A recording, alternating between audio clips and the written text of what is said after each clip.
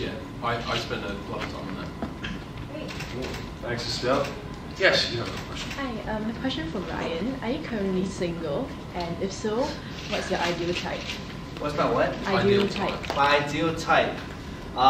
Yes, I am single. And my ideal type, again, I get this often, but I get the same answer every time. It's the easiest way to say it is I prefer cute and innocent over hot and sexy. Okay, I have a follow-up question. Recently you worked with Fiona, the K-pop star. I'm sorry? Recently you worked with the K-pop star Fiona. How did that come about? I did? Did you? Like, that was you in the video. For the Toyota thing. Yeah. Yeah. What? That was. I didn't really work.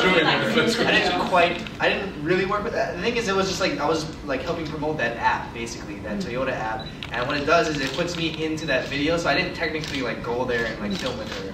But yeah, it was kind of like a collab, but we never really met each other. But do you find her attractive? Sure.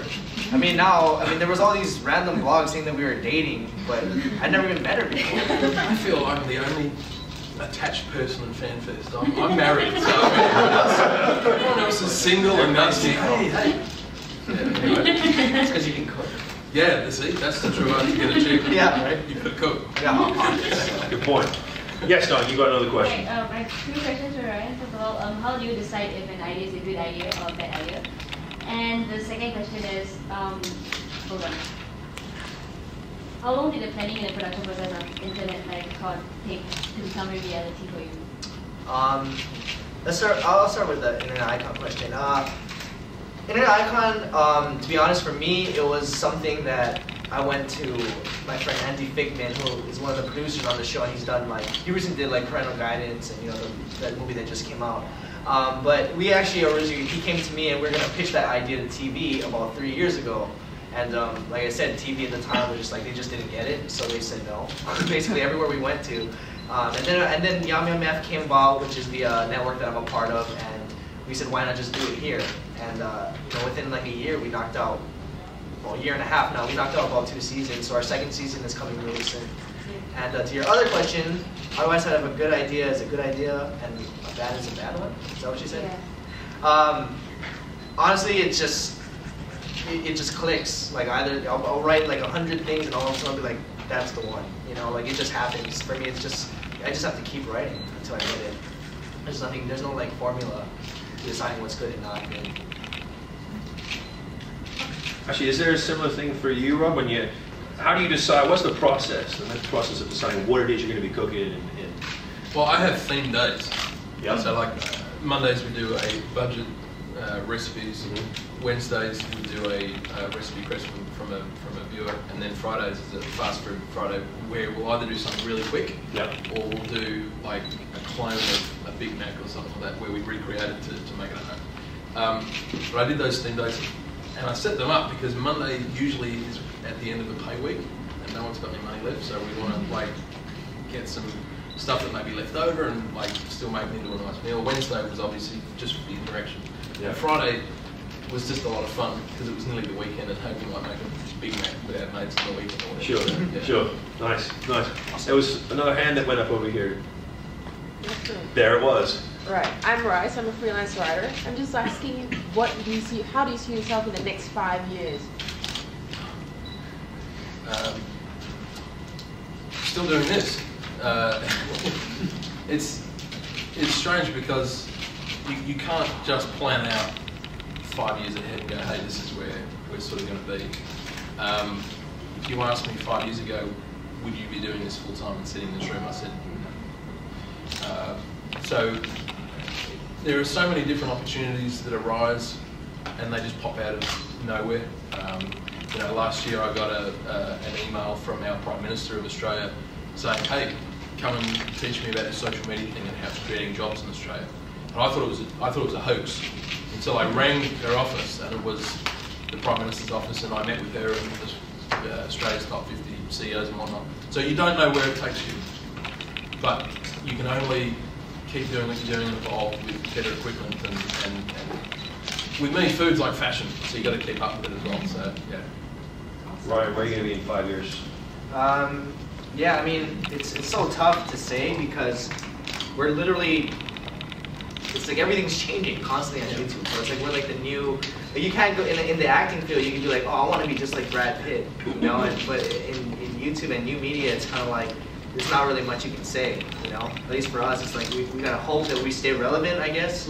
And you know, I would love to continue doing it in 5 years. But again, it's all about adjusting to all the changes because YouTube changes like more than once a year, you know. So hopefully, still relevant on YouTube. Because that's the big thing too. People don't want to watch us anymore. We're gone. Exactly. So yeah, it's up to you. Thank you. Yes, another question down here. As a follow-up question to that, YouTube just released the announcement this week that they're making about 30 channels as paid subscription. How do you feel about the paid subscription thing?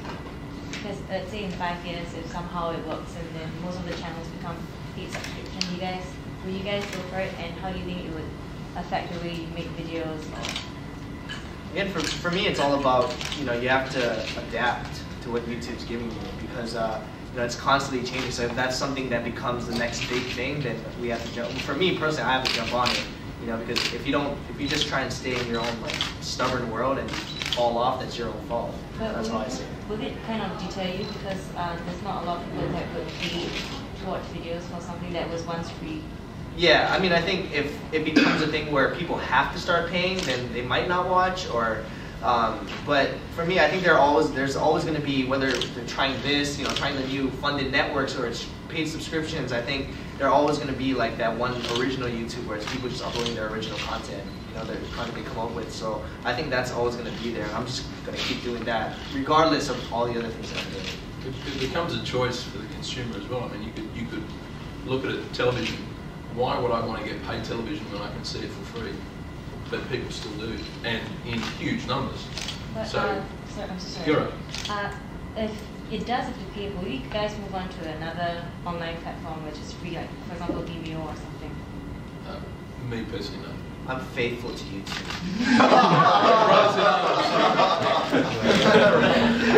He might be single, but he's loyal to YouTube. All right, sorry, John, you got a question first, then it's down. If you guys weren't doing videos, what do you think you'd be doing for life right now? You weren't doing videos, but you want to. Well, I am a massive aviation fan. I would be probably flying up there right now. I'd love to be a pilot. So, Awesome. And it's actually one of my hobbies. Like now that I actually have sort of time to do it, I could actually go away and I'm looking at getting into that. But it's fair to say if I wasn't doing this, I'd probably be up there. Yeah. I'd probably still be in college. Even though it's 5-6 years I'd be in college now, I'd probably still be in college. Not knowing what to do because there's not anything that I really love doing other than YouTube.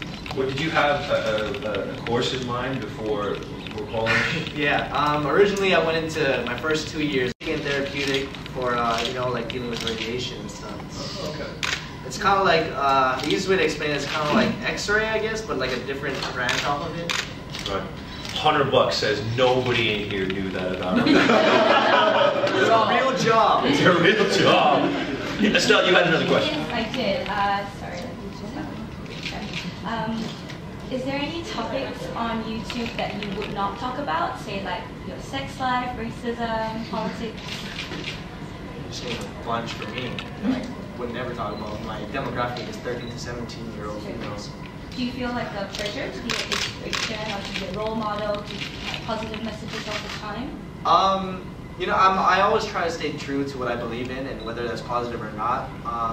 But at the same time, I do keep in mind who my audience is. I don't want to do anything to upset parents, but I'm pretty sure I've done that, upset some parents before.